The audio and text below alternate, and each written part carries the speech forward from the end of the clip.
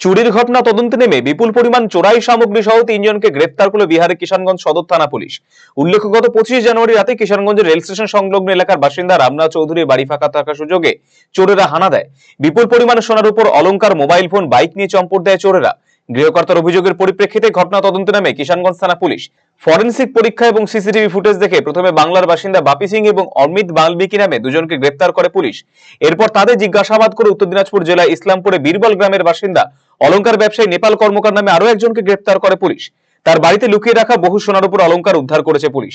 ধৃতদের হেফাজত থেকে উদ্ধার হয় প্রায় 35 গ্রাম সোনার অলংকার, 2 কেজি 400 গ্রাম রূপোর অলংকার, 1,28,000 টাকা নগদ টাকা এবং বাইক এবং 4টি মোবাইল ফোন।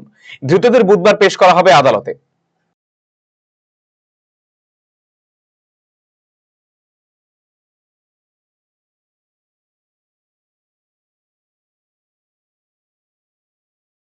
चित्र अंतर्गत एक गृह भेदन की घटना हुई थी 25-26 की रात्रि में, जनवरी माह में।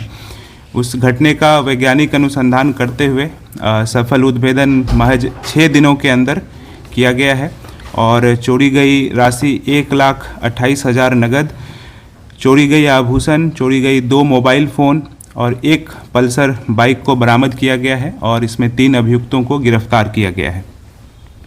2 पेशेवर चोर जो कि पूर्व में बंगाल के कई कांडों में जेल जा चुके हैं, उनकी गिरफ्तारी की गई है। एक हैं बप्पी सिंह पिता गोपाल सिंह जो कि इस्लामपुर थाना क्षेत्र के रहने वाले हैं, और दूसरे अमित वाल्मीकि पिता रोहतास वाल्मीकि जो माटीगारा जिला दार्जिलिंग के रहने वाले हैं।